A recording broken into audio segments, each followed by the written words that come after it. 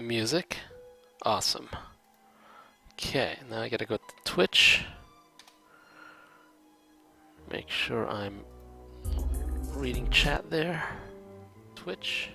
Okay, perfect. All right. Hello, everyone.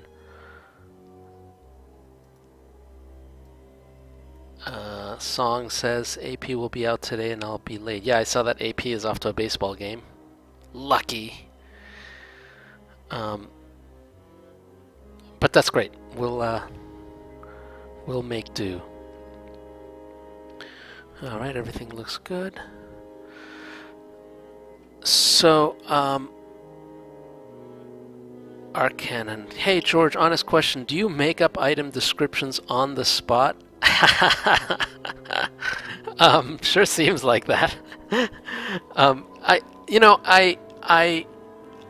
I sometimes do. It depends. Sometimes I use item descriptions to kind of fill in a little bit of backstory. So, like for instance, if you look at the Lumiere item descriptions, a lot of those try to refer to a bit of lore. Other times I'm just too lazy and I don't do anything like that. I just say this is a weapon. It really depends. For part 2, I need to go back and do a pass over a lot of the item descriptions and add some backstory and lore where possible. But for others, probably not.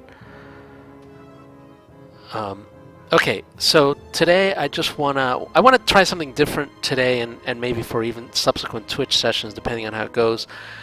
I'd love to have a theme for this Twitch session and for subsequent ones, and have different themes every week that we can kind of focus our discussion. For this week, I wanted to focus on lore, just focus on lore questions, and as I'm playing the game, I would kind of talk more about lore and focus on that. But of course, this is just a suggestion. I'm open for any questions on any subject. It's just kind of a way to get people's ideas going in case that's needed. And I'm hoping that with these themes, and again, I don't know exactly how it's going to work in the future, but there can be some more interactivity. Maybe I might even prep some stuff beforehand. What a concept! And have you guys have some either questions ready or even some ideas ready? Because I'm frankly very interested in having in getting ideas from people, and I'm hoping that especially discussions about lore will spark some interesting ideas. So that said, that's kind of how I want to do it today, and we can talk as we go. Question from PM: when power scaling gets added, can we set a power use for variance, or is it only automatic?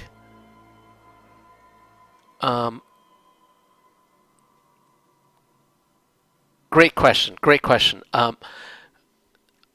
That is going to require some extra code, but I think I'm going to treat it the way I treated fire rate. Fire rate used to be now I think I forgot which build in what API you can have fire rate set on a variant, and basically the way that works is just the variant overrides the default for the weapon. We should be able to do power use the exact same way. So that's kind of how I want to do it. I think when I add it, that might just fall out, but I'm not sure. Do me a favor, in that ministry record, if you can find it, just add a comment saying that that's what you want, because I think that will fall out, but I'm not sure yet. But I want to make sure it does when I write it. Okay. Let me take a couple more questions, because it looks like there's a couple of questions in the queue here. Arcanon says, the item descriptions for the SAR-10 cannon says that, quote, after the Ares onslaught of 2372, the fleet upgraded its Centurion gunships to this thermonuclear cannon. Note that the Arcanon continues, note that the SAR-10 cannon is worse than the thermocannon, which supposedly won the war. The diffusion fire tritium thermocannons help win the Syrtis war. Another great question, and this is almost certainly just this is almost certainly a problem with my um, this almost certainly a problem with the lore right now. I don't think I have a very clear um, how should I say it uh, timeline for what weapons were available in the Certus War. Certus War is over 100 years ago, and so I don't have a very clear timeline. I know some of the item descriptions, especially the ones that I designed early on, um, talk about being used in the Certus War, and honestly, I haven't gone back since then to make sure that those line up with the timeline. But one thing I'm going to do, which I think would be cool, because this is the whole point of these sessions. I'm gonna start a section in. I don't know if I want to do this in Ministry in Transcendence Dev or in Multiverse Dev. Um, let me do it in. Let me do it in Transcendence Dev. That's kind of just the easiest place to do it. And what I'm going to do is I'm going to start a tag for lore.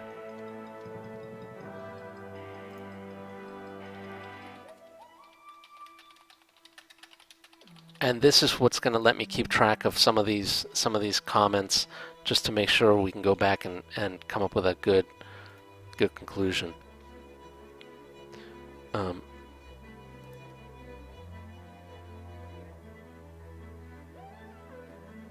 Okay.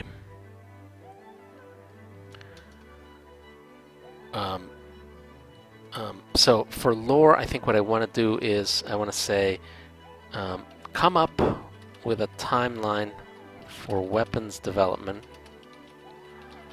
from Certus War to today.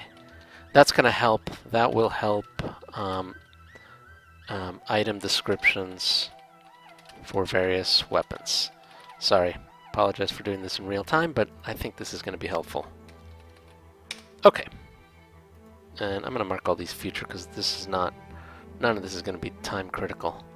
Okay, so that's kind of how I want to approach this, and we can talk about it.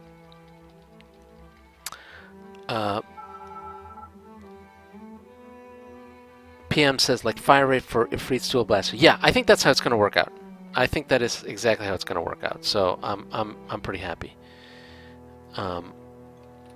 Sorry, I'll do one more double check. Yeah, PM just added a comment, so that's great. Okay, we're good. So here I am in the Scylla system. Let me just look around just so we can see what's going on.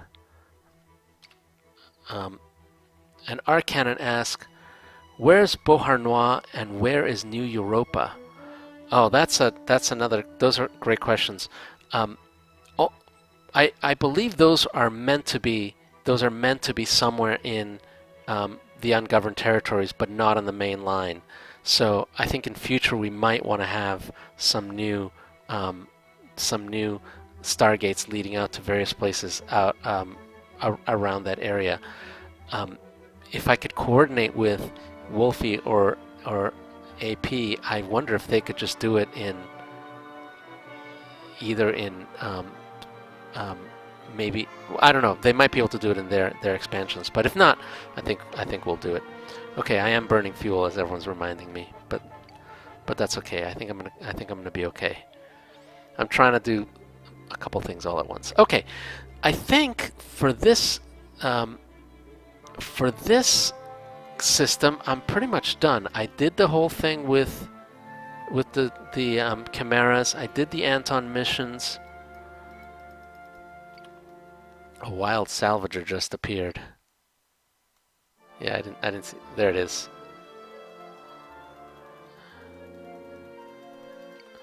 One day I will go back to killing salvagers. I'm pretty good with everything right now. I think I probably should refuel before I do anything. Can I do anything at the ice farm? Let me see.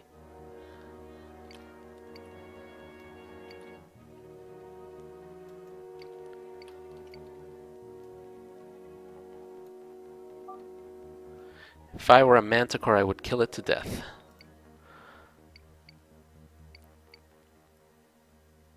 By the way, this is another place where the trading computer should probably show some stuff.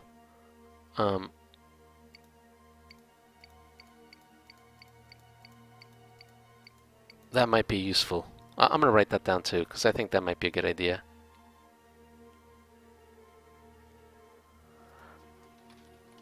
Trading computer should show some info during buying. Because why not? Okay, let's keep going. Is there a place... These are... This is actually... It's marked up, it's not discounted, which means it's probably not a good deal. Scylla must have a shortage of... Oh no, it's just normal. Huh, that's interesting. That's interesting. I would have expected that to be a little bit discounted. Will it buy stuff? I'll buy this. I'm just gonna sell it anyways. Yeah, it's not giving me that much money.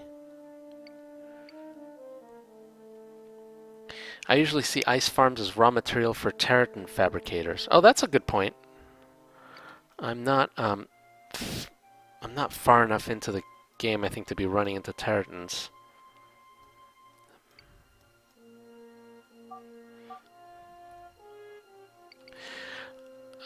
Sorry, let me refuel. I do want to... I'm gonna have to think about the whole terratin fabricator thing. On the one hand, I think I kind of like the concept. I just think the mechanic could be a little bit more fun, and that's one thing that I want to do, is just make it a little bit more fun. Anything to buy here? Let's see. At some point, I'm going to want to upgrade my omnidirectional turbo laser, even though it's so awesome right now. I think I'm going to want to upgrade it. I don't know what you guys say. Stream would probably be boring if grinding the fabricators. Yeah, that's exactly my point. You know, if it's boring on the stream, it's going to be boring when you play. And so I'd love to have the mechanic be, again, give you a little bit more choice. And I'm not sure exactly what, I don't know what that means, but I think it's worth rethinking it a little bit. These guys are way under level for me. I guess I can sell that. Okay. Did the salvagers already take this? Yeah. You know what I should probably do? I'm gonna do this. I'm gonna do this because I think this might not be bad. I'm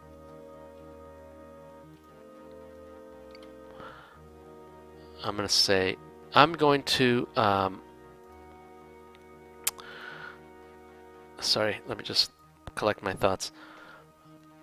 Rex near Abbasid.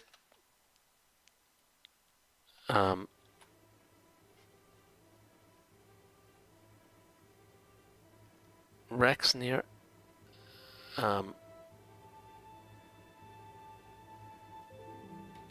Outposts. Sorry, apologize. Outposts should not salvaged by salvagers. Mark them with the appropriate flag.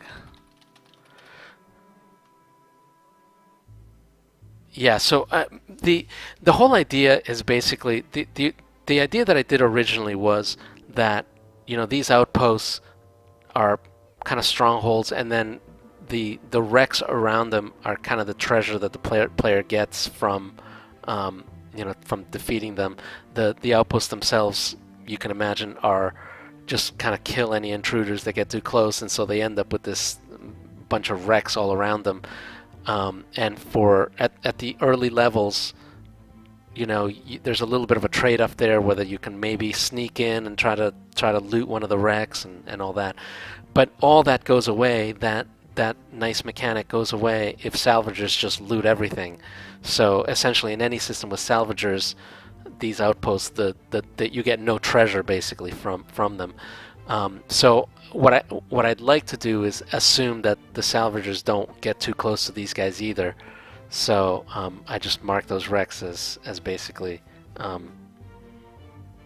Yeah, exactly. PM says salvagers are too durable to be killed by Abbasids, and so what I want to do is mark the wrecks such that they don't get looted. Okay. Little details like that I hope make the game better. I mean, what the game I think lacks in kind of sizzle, I hope it makes up in detail. At least that's my plan. That's my plan in terms of making the game, you know, more widely popular. Okay, I think we can move on to the next system. Let me, where am I going? Gina system.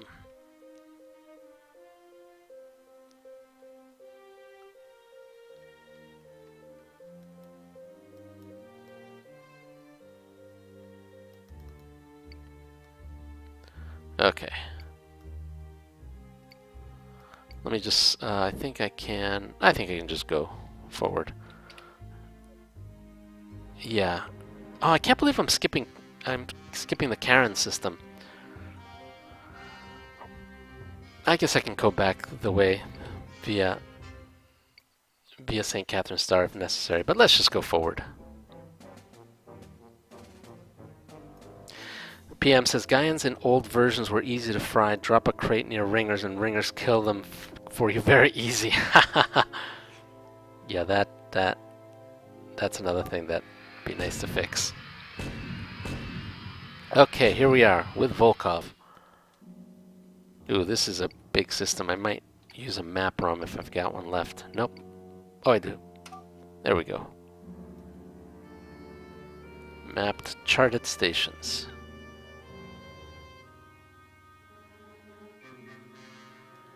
There's another ice farm. Let's see what their prices are.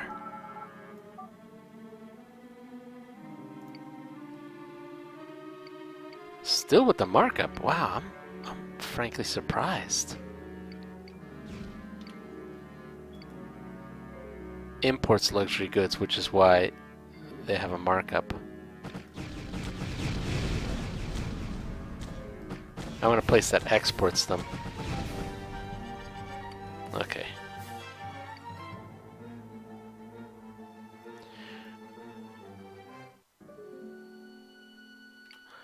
Gaians have interiors, so they are much more durable than they used to be. That is true.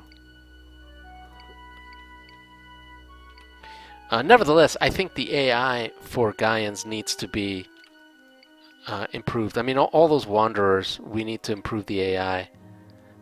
Ooh, some ore. Nice. We need to improve the AI so that they avoid getting killed. Xenophobes are the same way. It's too easy to kill them. Oh, okay. Wait a second. I gotta be careful here because I might get radiated. There we go.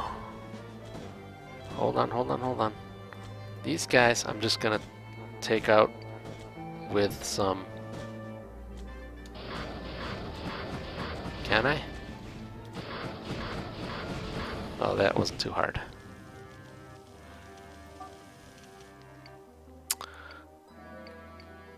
Missiles, fusion triggers. I guess I could get some. I could turn that into a bunch of. I'm not going to dock with those guys.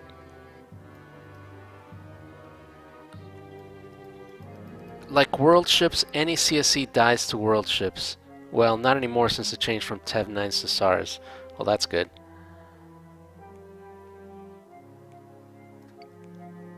But even so, like I said, I think it'd be better to have the xenophobes. I think they just need their AI just needs to be a lot better, and I think they need to avoid as much as possible getting into these massive confrontations. You know, the xenophobes are not by nature, how should I say it, aggressive. They essentially just want to be left alone, but they're certainly not afraid to fight back, no matter who you are.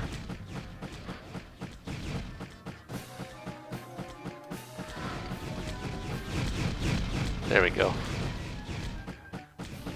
These guys, the Sapiens, I also want to do more with. I mean, they're kind of a just like a how should I say it? Cliched bad guy, right? I mean, it's kind of the classic, you know, racial supremacy, racial purity bad guy. So I think it might be fun to do something with them, something more with them. But I haven't come up with anything sufficiently interesting yet to do it. I just think there's more that can be done.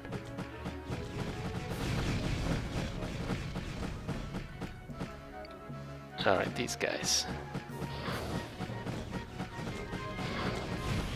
Oh, didn't quite get it. Now I really got to refuel. Oh, here's a starting. Nice. Xenophobes struck me as the kind to seek out humans to kill. You know, what I was thinking for xenophobes, and this is why I think the AI kind of needs... Oh, there go my fusion triggers. You know, you should be able to give stuff to wingmen. I think that'd be pretty cool. Okay. Let me sell some of this stuff.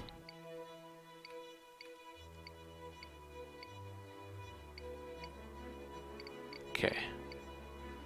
Sell. Keep. I gotta keep those. Sell an Archecaton. Decon I might need at some point. I don't want to sell that. I don't want to sell that.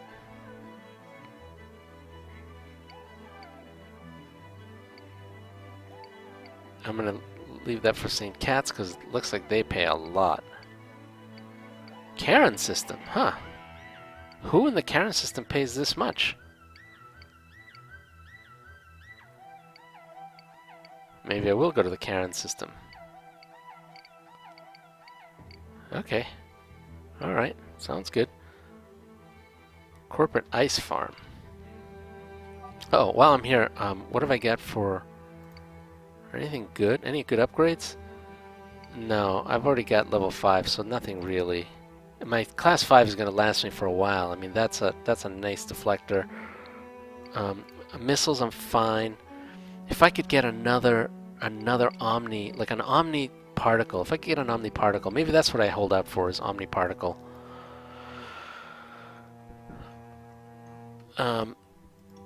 Xenophobes struck me as the kind to seek out humans to kill. For xenophobes, I think, I mean, there's plenty of enemies that just seek out humans to kill.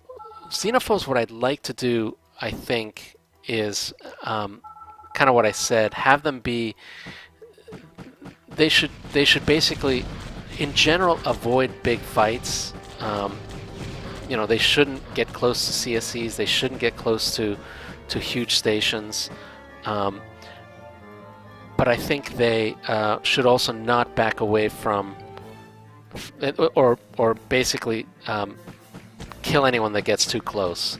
So from their perspective, they might chart a path that's, you know, avoids large stations. But whatever path they set, if anyone gets close to them, they're happy to kill them. That's kind of, you know, the balance that I'd like. And in exchange for that, you know, they should be fairly powerful. So I think that's kind of what I'm thinking.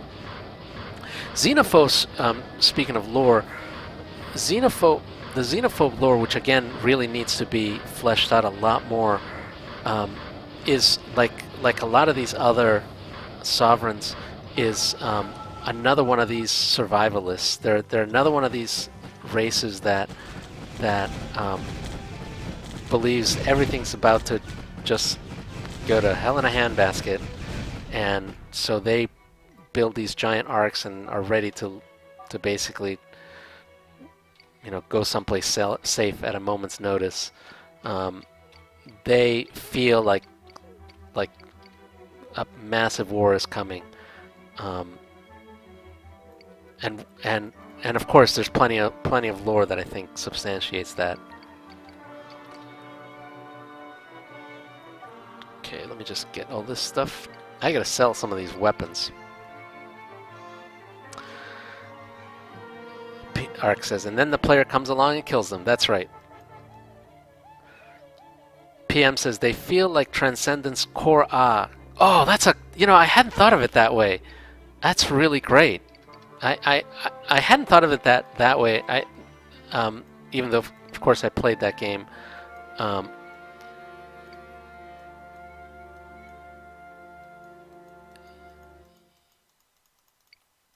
Yeah.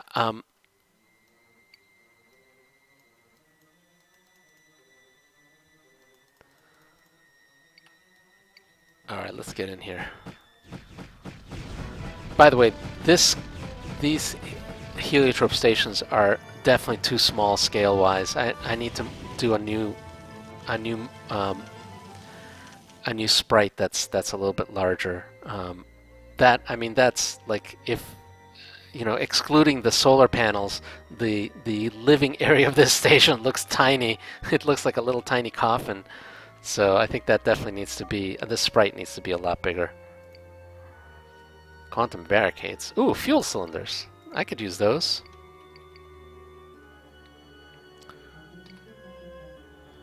Okay.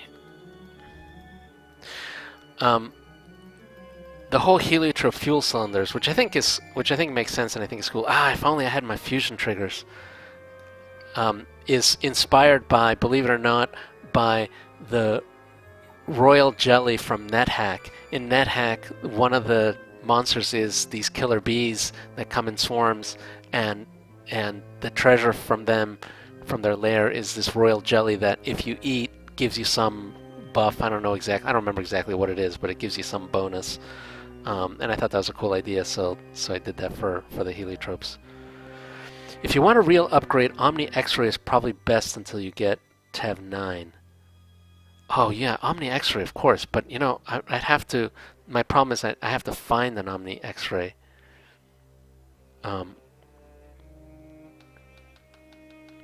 One thing I'd love to do. One thing that might be fun. I'm just thinking out loud here. It would be great if there were at like a Starton. Imagine a Starton station. Imagine there were a place where you could go where you basically ask somebody, a dealer of some sort, and say, hey, I want an X-ray, dual X-ray laser cannons. Find them for me. And the dealer basically comes back, and they don't just like sell you one, for some price, but essentially they give you a mission that ends up with that laser cannon. They'll say something like, there's a warlord in a blah blah blah that has that cannon, go kill them, or something like that. I think that might be interesting. It's kind of yet another variant of the corporate trading posts, where you can just kind of ask for things by name. Unlike the trading posts, where I think you don't really get to order weapons, that mechanic you might get a chance to order weapons. So I'm going to think about that. I think that might be an interesting mechanic. In fact, I'm just going to write this down. Mechanic to generate missions based on desire for a weapon. Okay, let me keep reading, because there's a lot of people asking great questions, and I'm falling a little bit behind. Iron Parrot reminds me about the triggers, which I already lost.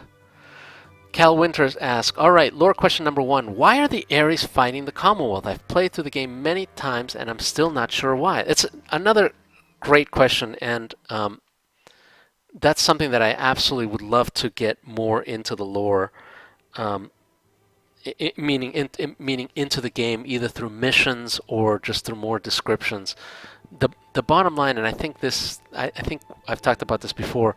The bottom line is that that the this originally 100 years ago, the Syrtis War was a war between Earth and Mars. So Earth and Mars basically fought each other, with Mars being the one that started the war, tried to destroy the Earth. The Commonwealth came in and essentially nuked Mars, and so Mars was essentially left almost uninhabited.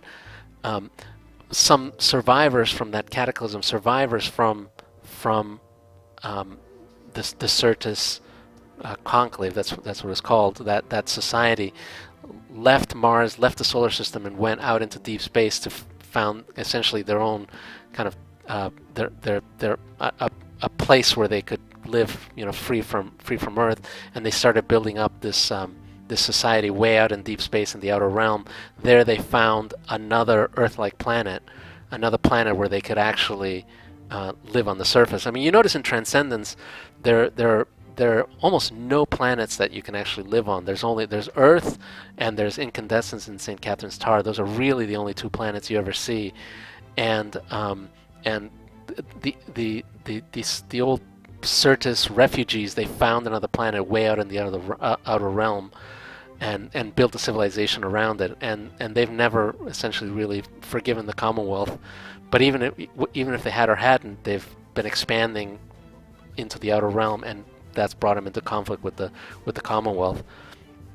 So that's kind of how that goes. Eternity Port, NMS says Eternity Port definitely has more history there, and I if you go to the solar system in Eternity Port and go to some of the memorials, they'll tell you a little bit more. NMS says, but it is kind of odd that the space-based Commonwealth is more committed to continuing the war than the Earth-based powers. That's another thing that I think that I like, in the sense that it's 100 years after the war. In a sense, the Earth has kind of stagnated in a certain way. I mean, in Eternity Port, you see that the Earth powers are kind of confined to the near stars. They don't usually go out as far as where you are here in the New Beyond and outer, ungoverned territories. And to a certain extent, the Commonwealth has kind of supplanted them. I mean, you can think in some ways, although this is not at all a direct relationship, and it changes in other places. I mean, you can kind of think of Earth as the old European government and the Commonwealth as the United States, a much larger power. And even though, if you can imagine, even though back in the day, there was the European wars were between countries in Europe, whether it's Russia and Germany and England and France. Eventually, those morphed into much larger global conflicts, between the U.S. and Soviet Union. In that similar way, I think that's kind of how you can think of this. I don't think I intentionally did it that way, but I think that's kind of how it's turned out. But absolutely, NMS says it's much more about resources at this point. And also, I do think there is, and this is not at all, doesn't come through in some of the writing in the game or in other places, but I do think there's a fundamental cultural mismatch between the Commonwealth and the Ares. The Ares are absolutely have diverged genetically from humans in many ways. I mean, they originally diverged early on to adapt to the Martian climate, and now they're even more diverged, essentially to adapt to both space and other things. And in particular, a lot of their genetics are much more attuned for social cohesion, so that it's much easier for them to form a unified society, and that kind of makes them in a sense more capable than the Commonwealth. All right, let me ask some other ones, or read some other ones, because I am far behind. The PM says the main thing about good omniparticle is the extra range. Huh. Oh, that is cool. Trading computers should be able to tell you where to buy items. Oh, that's another good one. I do agree with that. I do agree with that. That's an interesting. I should collect a lot of these into a trading computer ticket. Let me do that. Um,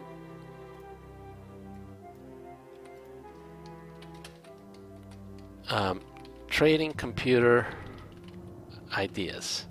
Trading computer should be able to tell you where to buy items by name. I like that idea too. That's a cool idea. Basically, you ask the trading computer, I'm looking for a blah blah blah blah blah, and it tells you, oh, it's at this station. I think that would be super useful, and I think trading computers might make them too useful, but we'll see. But I think it's okay because it's one of those, that's not a game thing. It's not fun to have to remember where you saw every single item. So I think it's okay to have the game do that for you.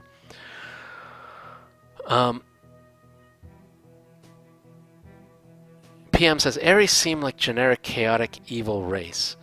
That's a great, it's a good observation, but I would like them to actually be lawful evil. Or I shouldn't say that because I don't think those kind of concepts map that well. I mean, the Ares and Commonwealth, I don't think, I don't want to paint one as good and one as evil. I really think they are just two different systems that, are opposed for legitimate reasons. From the player's perspective, from the Commonwealth's perspective, I think they can definitely be seen as evil, but I think the reverse is also true. So I don't want to totally see them as like deserving of their fate. Especially since, part of the storyline, at least in part one with the Antarctica and all that, is trying to broker some kind of treaty. Okay, let me keep reading because there's a lot of great questions.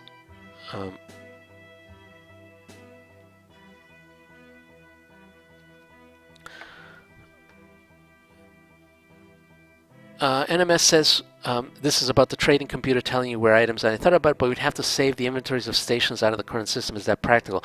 Yeah, it's a great point, and that's not practical.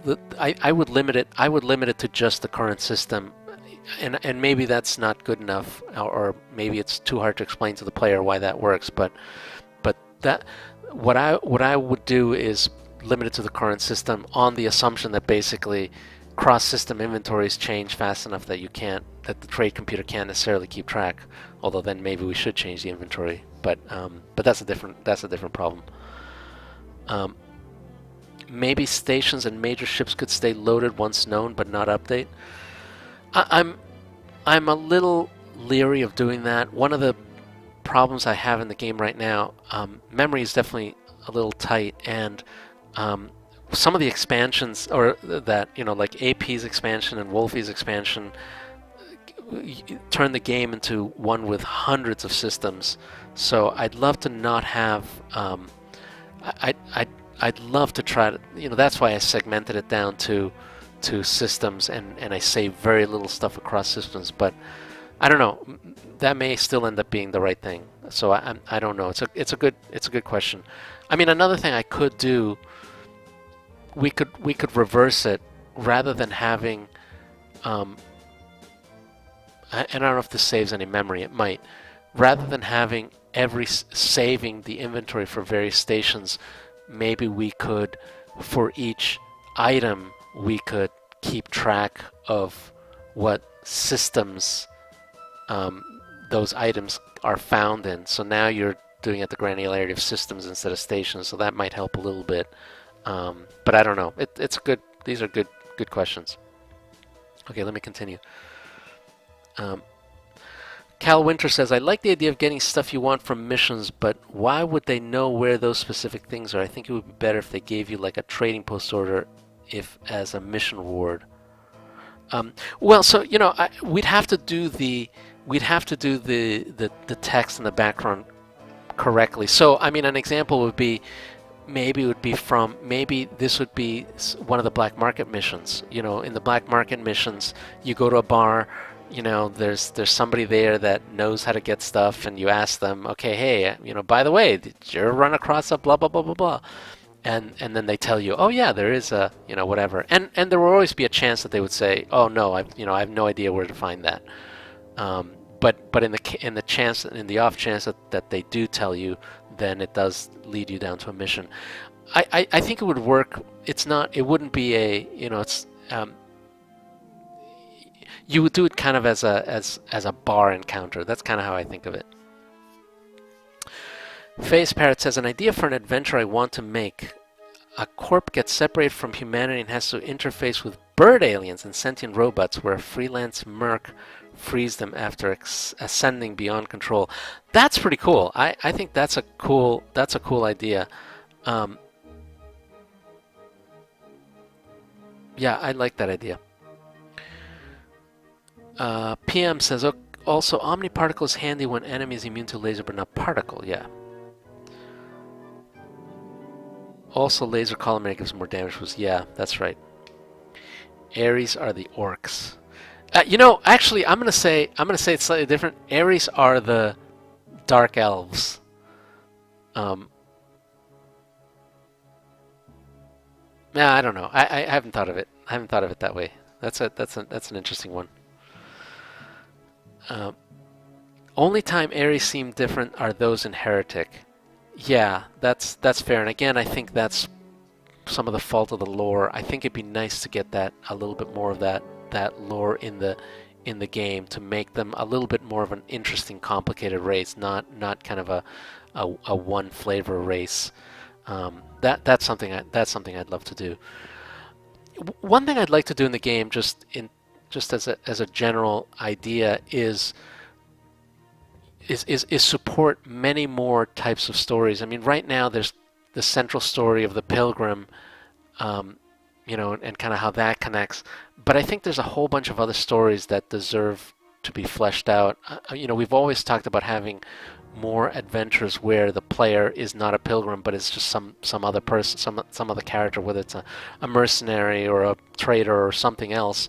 I think those would be really, really cool, and it'd be great to have enough stories in the universe so that those kinds of characters fit in. Not everything has to be about the pilgrim, even if that happens to be like the, kind of the major storyline. Certainly for now, there have to be other storylines. Whether or not they intersect, kind of who cares? But that's kind of what I'd like to do. I have PM says, I have bird-like aliens called furries. And Drakians are just what's left of Drake technology past Heretic. Oh, that's cool. That is really cool. Iron Parrot asks, what about shipborne general autofacts? Oh, as a way to create items. I like that idea. I would like to come up with an interesting game mechanic around them. I know exactly where you're going, but there needs to be. I'd love to do some kind of trade-off. It can't just be free items. It's got to be some. You got to be able to get something, or there has to be some skill required to use those artifacts. That's kind of how I would do it. Oh, sorry. Maybe this is something different. Lore question for myself. Are artifacts station affairs or are general purpose artifacts able to be installed on ships? Oh, that's the question. Sorry, I apologize. They are I think it would be analogous to manufacturing facilities here. So you can imagine that station artifacts are much larger and therefore are much more efficient, so they can very efficiently create things, probably can build things at scales that cannot be done in smaller things. But I can certainly imagine that if you're trying to build a bolt or even maybe a thermostat or something like that, a ship-borne artifact could possibly do that. So I can kind of imagine that you could do those kinds of things, but I don't know if a ship artifact could build something as sophisticated as a weapon. I'm not sure I don't know if that's the case, but I hadn't thought it that deeply.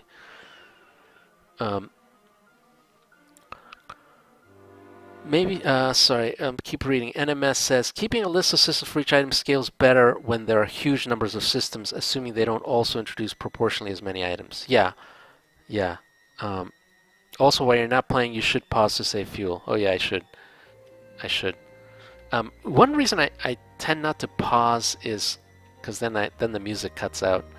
But what I can do is I will either go into Galactic Map or Help or one of those, because those pause without stopping the music. But while I'm here, let me see what else I can. Let me just sell some stuff.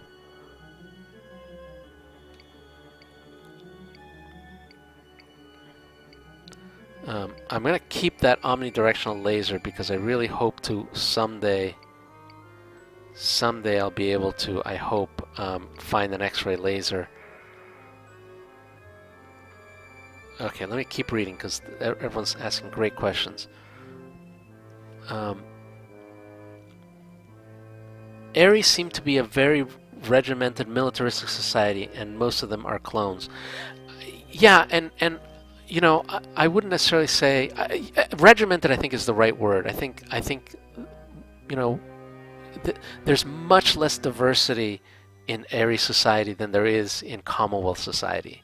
There's the divergence of individuals in terms of what they are like, what they want, what their goals are, is lower. It's not zero, but it's lower. I mean, they're clones, but they're not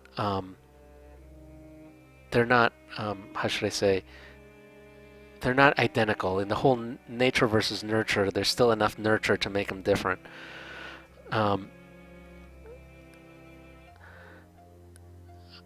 Cal Winter says, I never really liked Space Wars over resources. I mean, if you strip mine Mercury, you could have enough materials to build habitats for quadrillions of people.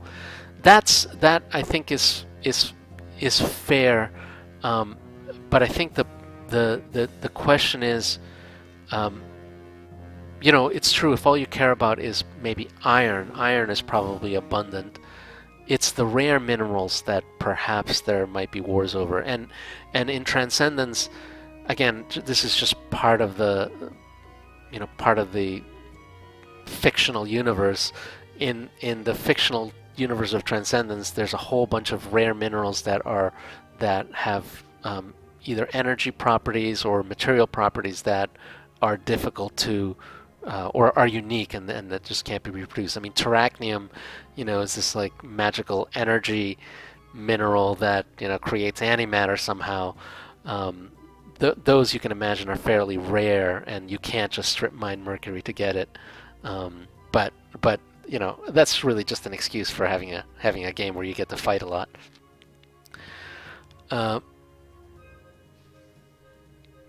Okay, making sure I'm not on mute. Good. Okay.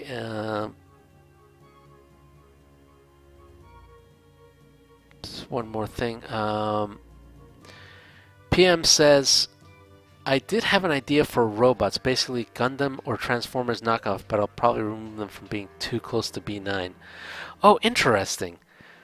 B9, by the way, are kind of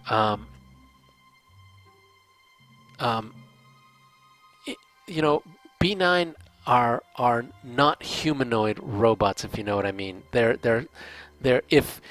if alien squids created cybernetic squids, that's what B9 is like. That's kind of where I'm going with that. So I think you might still be safe with anthropomorphic humanoid robots. That might still work. Heliogenesis asks, are you fine with me adding another savable value to ships in the engine, specifically a counter similar to a temp capacitor weapons, but for the whole ship?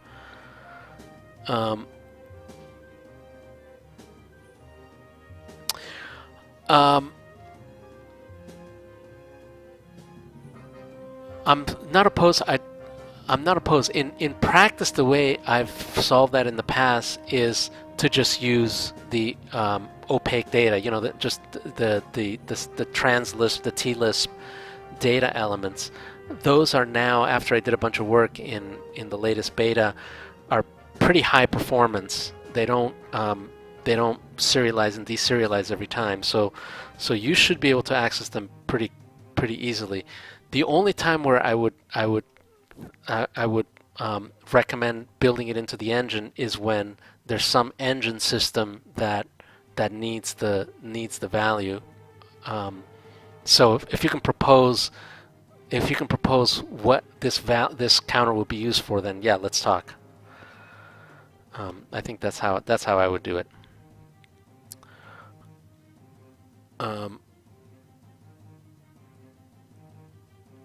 I guess what I would ask, since Heliogenesis can't hear me right now, is ask him to write up the proposal, and then we can talk about it. That's how I would do it. Okay, let me keep going, and then I think I'm going to continue playing.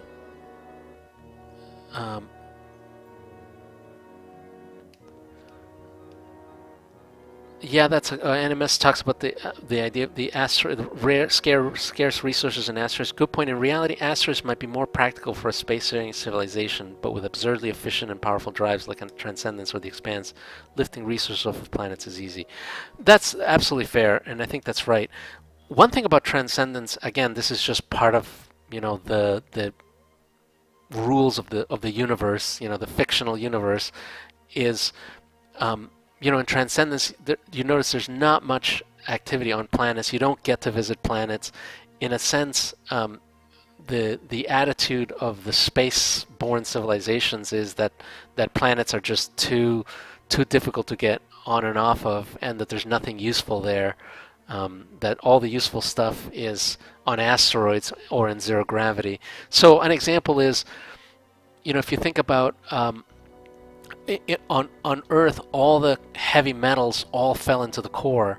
So the Earth's core is probably filled with uranium and iron and a whole bunch of other exotic metals, but they're platinum, gold, whatever. But because they all sunk to the core, but it's impossible to you just don't have enough energy to bury all the way into the core and get it out. But on an asteroid, you can easily drill to the core of an asteroid. And many asteroids are not so differentiated because they don't have enough gravity to have all this, all the heavy metals sink to the core. So they're just all there, kind of mixed in. So it's a lot easier to access some of these heavy metals on asteroids than it would be on a planet. So that's kind of one of the conceits of the game.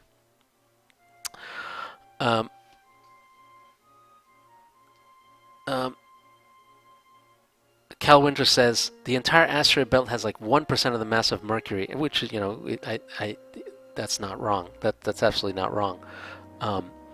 And one thing I think I probably will think about is what this means for the ancient races. The ancient races obviously have much higher technologies, and you're right to a certain extent. If you do need material, why not just chop up a planet? If you have enough energy, why not just, maybe it would be at some point efficient to just eat up a planet.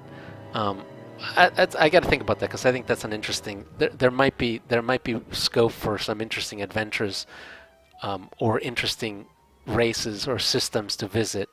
There absolutely maybe should be some high power civilizations that have destroyed all their planets, and they've just turned it all into, just used up every single resource. I think that might be interesting. Okay, let me keep going, because I really do want to find an X-ray laser. I just don't know if I'm ever going to find one. Let me keep killing things, because that always works out.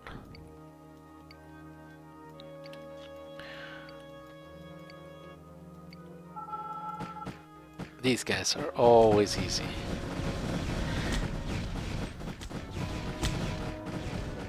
Anarchists are another sovereign that I think I'd love to spend more time with. Um, you know, the they're they're obviously related to kind of the free worlds, which is kind of a I don't know, a hippie version of the corporations, I guess. And I think that would be fun to kind of visit and see what they're all about. Weapon optimizer, shield enhancer. Oh, these are great. These guys always have the best stuff. I'm not even going to loot that because I'm just going to lose it. Anarchists have the Hornet, one of the most memorable ships. There was a long time ago one of the speedrun challenges was to finish the game in a Hornet. You couldn't fight anything. I think the speedrun was a Hornet with the Heretic control rod. That's the Heretic Stargate control rod, and you just basically had to go from Eridani all the way to Heretic without dying. I think that would be kind of fun, but totally possible. I mean, the Hornet could pretty much outrun anything. Okay, let's go somewhere else. Oh, let's go to the start and...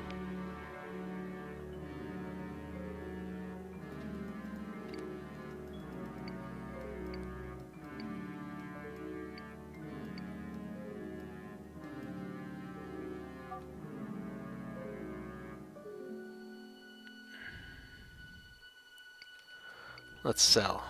I'm selling that. Selling that.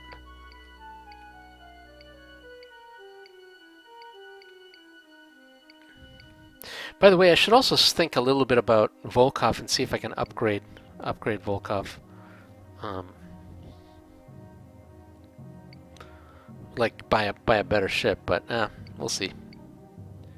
Okay, this I already figured out. We gotta sell somewhere else. Oh, by the way, is my portable analyzer? Can it do anything interesting? It's not gonna. I gotta sell all that stuff. You should add a Hornet option at a shipbroker sometime. That would be hilarious. Let me go one more colony.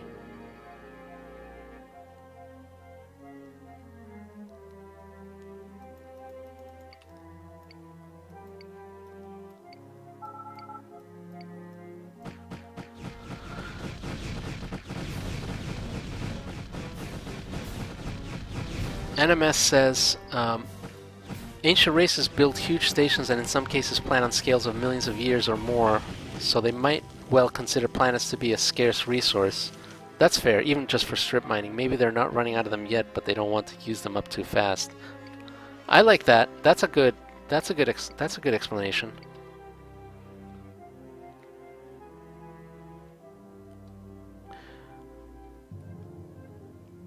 Starship fragments are positive expected value to identify if you don't have anything better. Oh, really? That's awesome. How is that possible? Is it just because of the way the price is set up? I mean, I kind of think that's... That I think is not... That's going to be annoying, though. 21 Starship fragments. I guess I can analyze one or two. Yeah, I don't know. This might not. I'm going to do two. Nope, botched it. Ah, here we go. That's pretty good, right?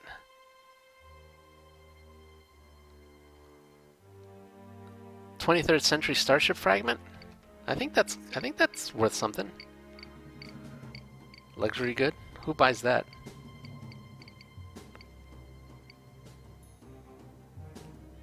$4,000 credits. That's not bad. That's not bad at all. Okay, let me see. Can I use any more fuel cylinders? Yes, but no enhancement.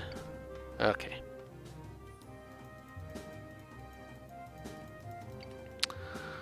All right.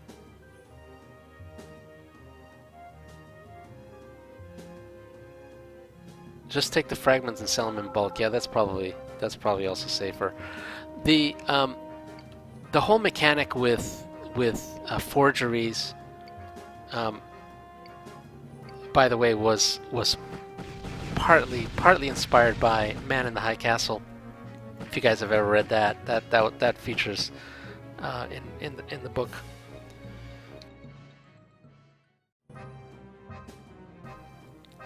But from a game mechanic perspective, I don't think it quite worked as well as I wanted it to. I wanted it to be that kind of gambling mechanic where you're basically, it's just a slot machine. You're just pulling the slot machine, and just hoping that you get the next the next rare item. But I don't know if it really worked.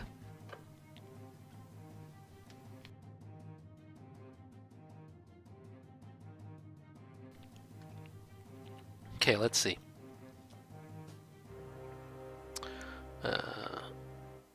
I gotta refuel. Let me go back to Tinkers. Can sell some stuff. Oops, not that. Not that. Sell. I'll sell that. And then I gotta refuel. And then I think I'm gonna go to St. Catherine's Star. And then, wow, it's already 5 o'clock, so 5 o'clock Pacific, so I gotta go.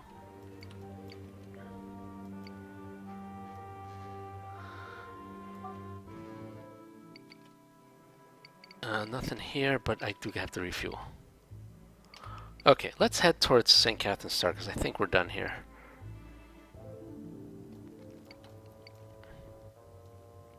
And then I can sell more stuff.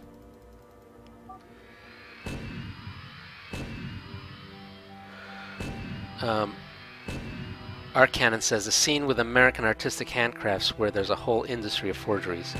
Yeah, that's in the book. I haven't seen the Amazon series, so I don't know if that's in the book, or if that's in the series. But absolutely, in the book, that's one of the big parts. And the whole point of the book, is the line between reality and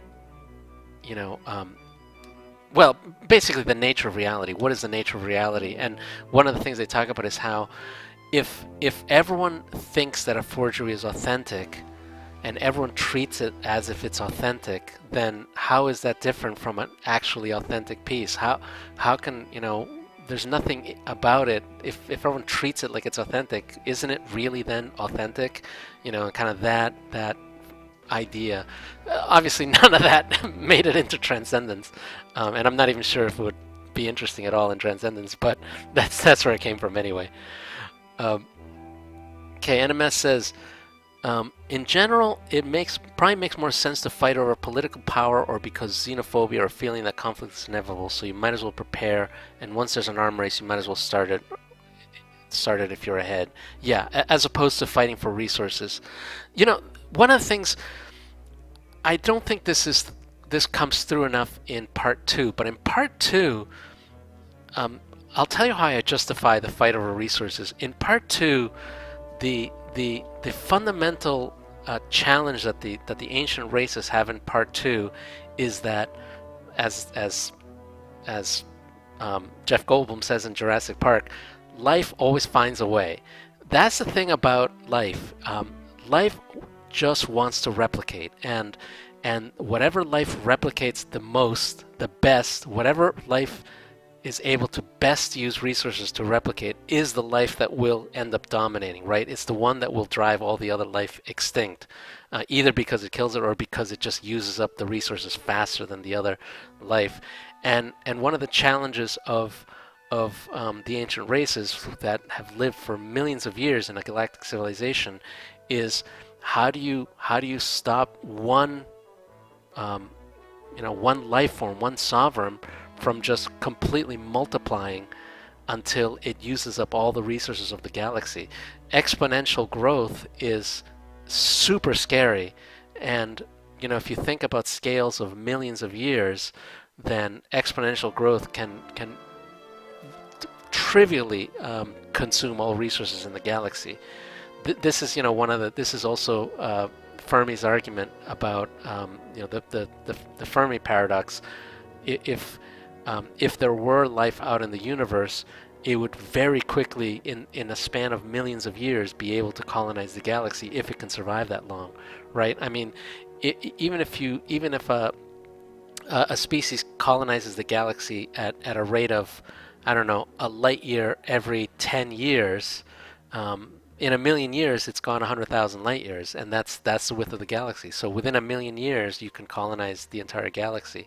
So that's kind of one of the key ideas. And in part two, the the the solution, how you solve the problem of how do you prevent one life form from just consuming all the resources of the galaxy by just replicating, is kind of why they set up this whole system where some of the races some of the races basically are artificially capped in technology, why they have these archons that kind of are the super powerful, essentially guardians that keep everyone in line. They have a well agreed upon system for not just technological use but biological development. So anyway, a lot of that stuff, I that's kind of one of the background ideas in part two, and I would love to get that across more, as I get the game going. Okay, what else?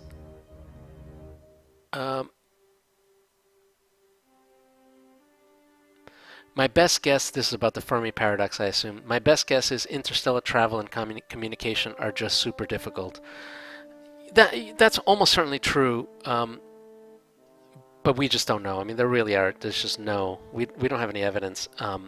We just don't know. It's also possible that intelligent life is just amazingly rare, to the point where the probability of any one galaxy having an intelligent life form is tiny.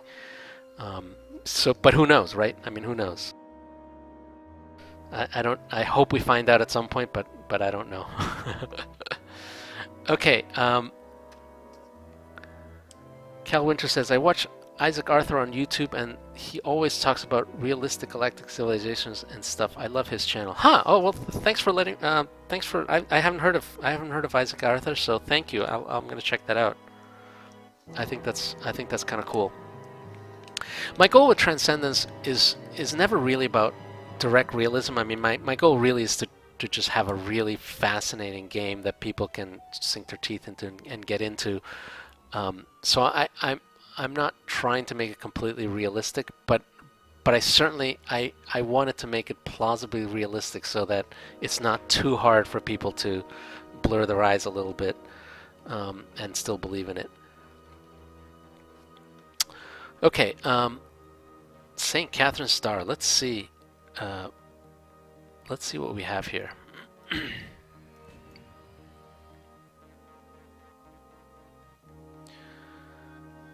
As I said, St. Catherine's Star is the one of three systems with an actual planet with a biosphere. It's not entirely established whether or not this planet Incandescence has indigenous life forms and what those life forms are like. I don't think I ever talk about that. So I don't know if I ever made that determination. I don't know if it's just a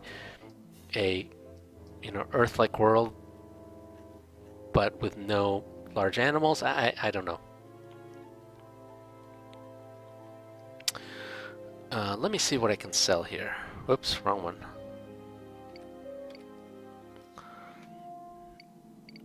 Oh, you know what? I think they're probably gonna make me sell it at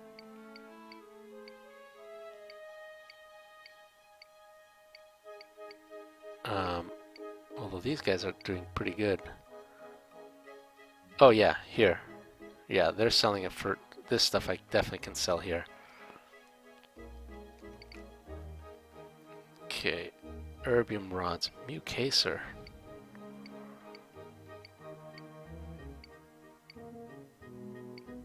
Oh, those are good prices. Mucacer? New Victoria.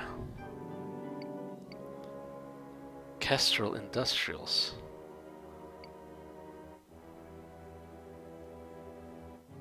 definitely.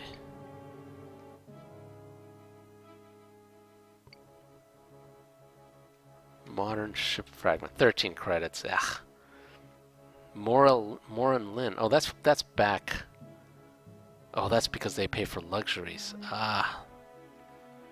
Mucaser. I gotta go to Mucaser, I guess. Fahrenheit Technologies. Where is Mucaser? Oh, it's the next one on. Okay, so I can go forward. Well, that's good. And then Morin Lin is that's back there. Oh, well, maybe I'll go backwards to Karen. I might do that.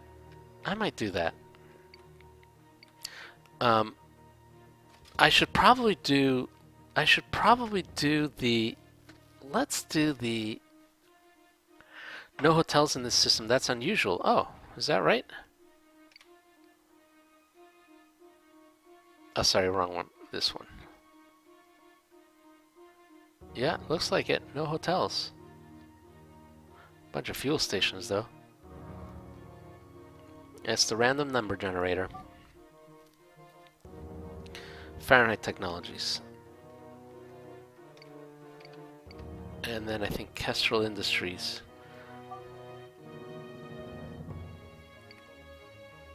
Palladium. Okay. These guys sell what? Okay.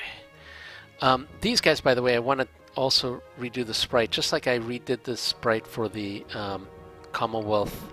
I'm sorry, for the corporate enclaves, which this doesn't have any either. That's also surprising.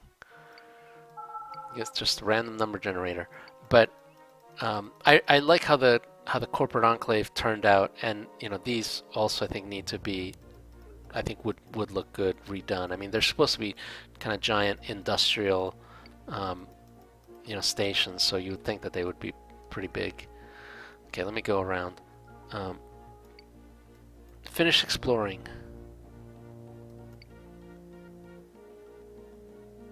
Oh, here's a hotel.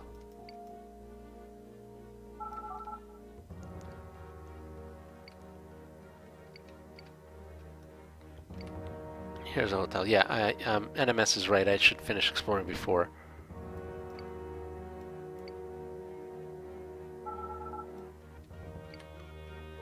These guys... Oh, I can take these guys out. Although I gotta be careful. Oh, thank you. Thank you, Volkov. Ah, that X-ray laser.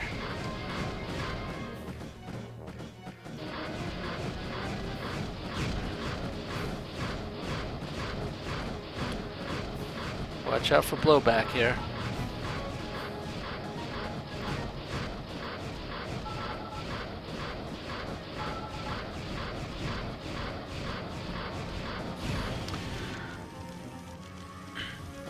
Oh, maybe PM says, don't kill them, check your HQ, maybe I'll get a mission. Ah, that's fair, I should do that. These guys need missiles.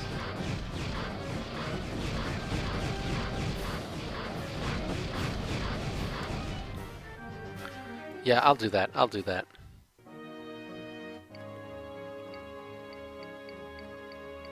Ooh, Starport Champagne. Heliogenesis says, it's for performance reasons, since this will be running on every ship and needs to be updated regularly. Dealers are going to have a very high overhead.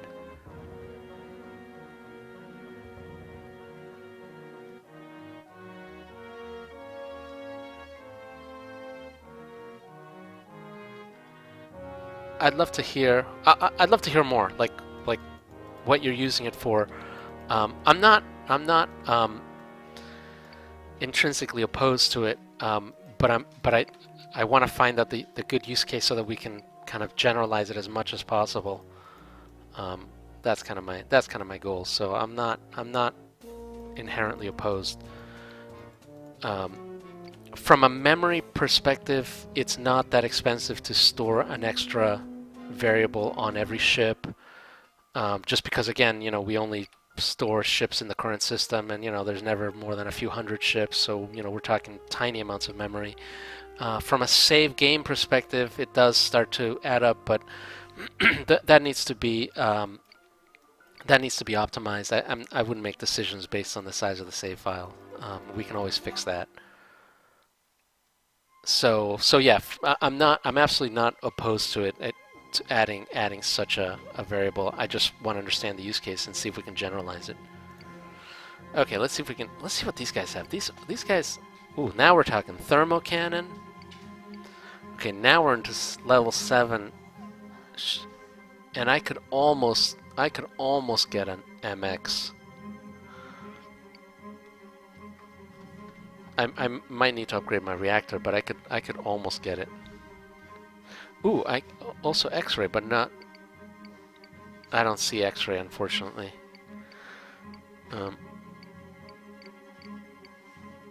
Let's see if there's another. Wasn't there another Bushido around here, or no?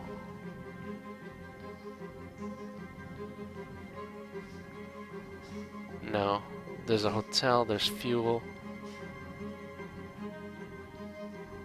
That's Makayev. Nice try, but no.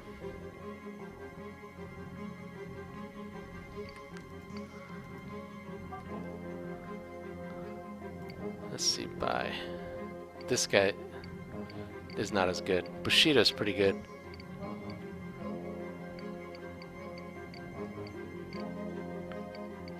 Alright. Let me do. Think about whether I should get an MX shield. That might be good. I certainly can afford it. But let me do one of the. Oh, there's a dry dock here.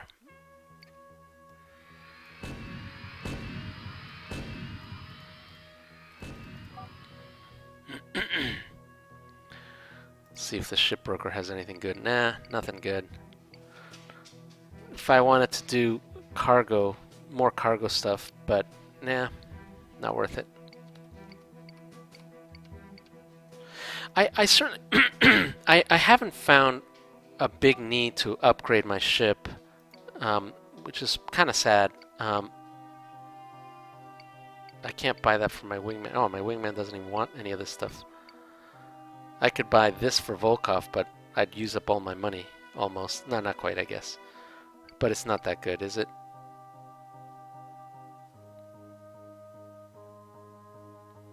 I could do a... I could buy this for Volkov and then get his laser cannon.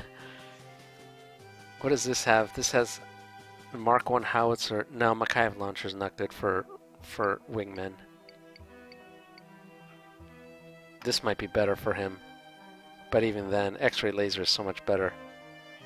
Although, oh, particle beam turret. This actually might be pretty good for Volkov. Oh, but he doesn't want it. Never mind. One of the freighter options could use an Omni slot to become more worthwhile. That's a good idea. That's a good idea.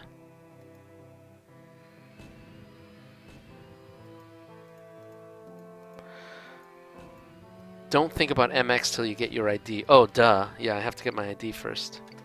Okay, let me do that.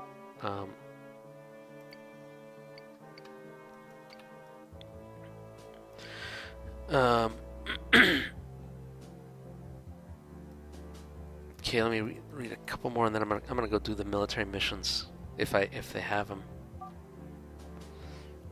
Cal Winter says, so I played a turn report again after a long time, and I have to say I really liked having multiple paths to go down, especially from the starting system. I'm glad you like that. I want to do that more. I think it doesn't work as well for like total newbies, but once you've played the game once or twice, I do think it's pretty cool because it just gets you some, just more choices. Part 2 certainly has more of those paths, and some are even randomized, so I'm hoping that that's going to be interesting, but we'll see. Multiple paths NMS, multiple path is okay, but the backtracking is annoying, and it's so much easier to go to St. Cat's, make money, and upgrade rather than go another way and be fighting in level 3 or 4 systems with level 1 or 2 equipment. Yeah, that's fair. That is true. I think that I think probably needs to be balanced a little bit better. The nanoforged armor really helps keep you from getting melted in high-level systems. I actually kind of enjoyed the thrill of having to pass through a more dangerous system. Huh. as I said, I do think that's probably for more advanced players, but there's nothing wrong with that. I mean, Eternity Port is kind of designed for slightly more advanced players, people who've already played the game. Um,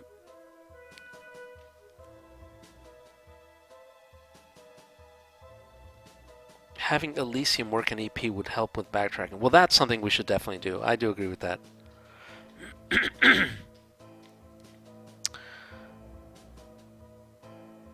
Heliogenesis says, I happen to be staying in the SF Bay Area until the end of August, and I'm wondering if I could get to opportunity meeting. Oh, that'd be awesome! That'd be great. Just PM me and we can arrange something. I'd love that. I think that'd be a lot of fun. We can talk about code. Okay, PM says, once I see Centurions and Monitor, I think about ship change. EI200 is good if you want a freighter. Huh, I agree with NMS. In Eternity Port, best idea is to go to St. Cat's and make money. Okay, let's go to the Parliament Quarter and the Militia Headquarters. By the way, I am looking for a mission. One thing I'd like to do... Oh, here it is. Slave camp. Oh, these are hard. Okay. Let's do it. This can be my last thing for the day.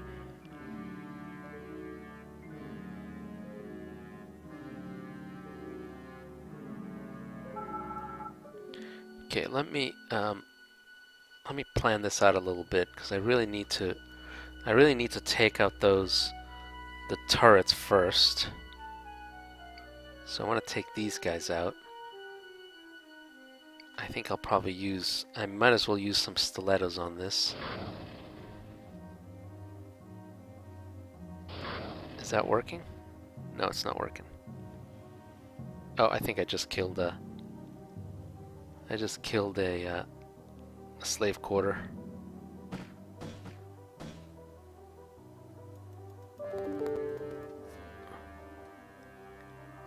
How about from here?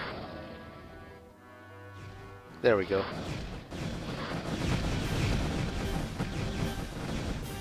Okay, Volkov, cover me, cover me.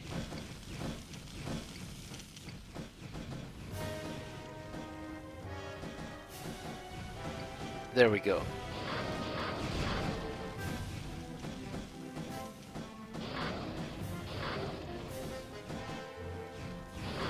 Okay. Oh, there go all the... This is not how I'm supposed to be doing this. I think all my... This is definitely not how I'm supposed to be doing this.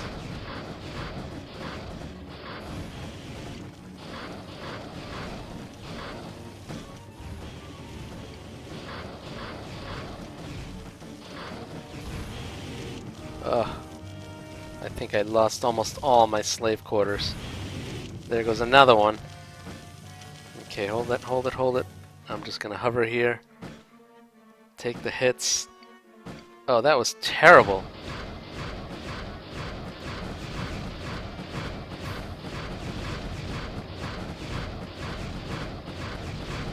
Too many are dead now. They're gonna be so mad at me.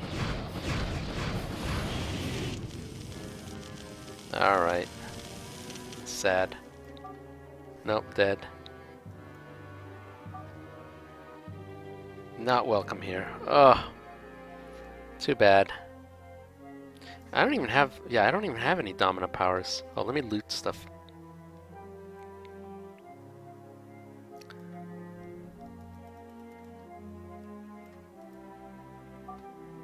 One thing I could do in this... Ooh, slam cannon. One thing I could do, and you guys can tell me what you think. I could have the turrets and the central camp have friendly fire with respect to the slave quarters, so that at least they don't shoot their own quarters. I think it's... I don't know. That might make the game too easy. I don't know. Or that might make this mission too easy. If the player destroys a slave quarter, I get that that's kind of... That's where you get penalized. But If they shoot their own slave quarters, I don't know. I'm torn. I'm a little torn. Friendly fire just might make it way too easy. That's the only thing I'm worried about.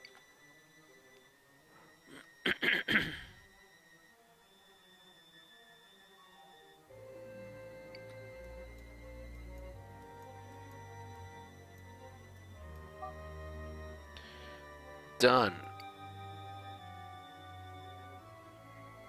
Whoa, I get to be lieutenant, and I get a military chip. That's awesome. Okay, now that's pretty good. Okay.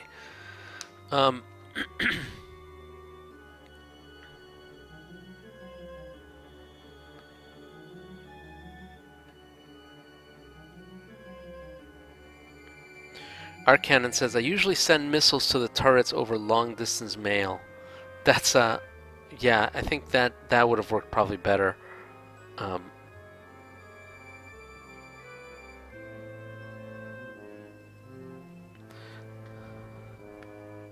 I recommend not doing more militia missions here. Okay, but why? Just out of curiosity. Fire Hellkite says, maybe reduce the penalty when slavers kill the slave quarters? Yeah, that's not a bad idea either. I mean, the goal is to make it challenging. I mean, I like the mechanic where there's basically, you have to be careful. It's essentially an escort mission, but you have to be careful not to hit the civilians. So,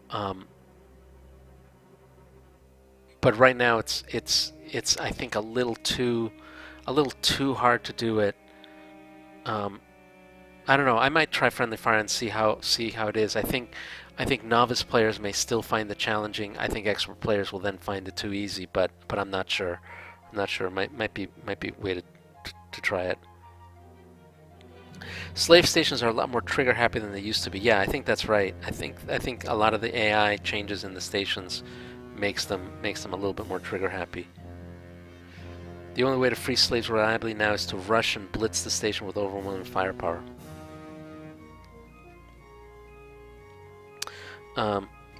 Okay, well I think I'm gonna stop right here because I think it's time for me to have dinner.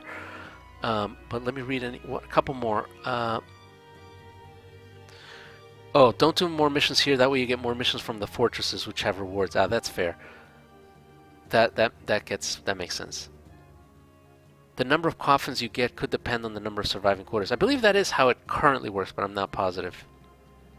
I thought it was based on the number of surviving quarters. I double check for me, but I think it is based on that.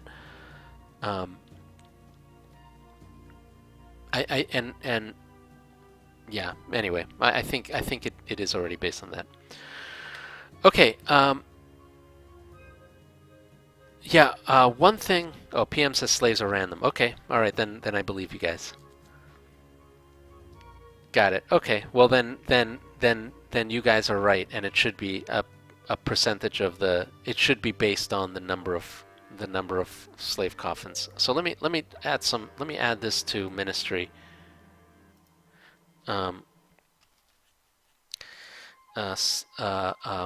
Slave camp could use some tweaks. Perhaps add friendly fire so they don't kill their own slave quarters. And 2, surviving slaves should be based on number of quarters that survive. Yeah, that makes sense. Okay, I'll add that, and we can work on that. Okay, as always, guys, thank you very much. I had a lot of fun. As always. There's some great questions. I certainly didn't get a chance to answer every single one. I'm sure there's a whole bunch that I missed. What I'd like to do, I think what I'll try to do next episode, I'll think about it, and you guys please think about it. Maybe there's ways again that we can focus the conversation, and like, for instance, maybe next week we talk about weapons mechanics or something like that, or new ideas for missions. We can talk about it on the forums and see, what strikes people's fancy, and discuss it. Maybe I could even, one thing I might do is, before the Twitch session, set up either a poll or a discussion topic, either in the forums or on Discord or both, and then have a little bit of discussion, and then for the Twitch session we can then talk about it in more depth. People can come in with their ideas. I don't know if that's going to be interesting or not, but that's just another thought. But anyways, I gotta go. Thank you as always. Thanks for watching. I will see you all next week. All right, thanks.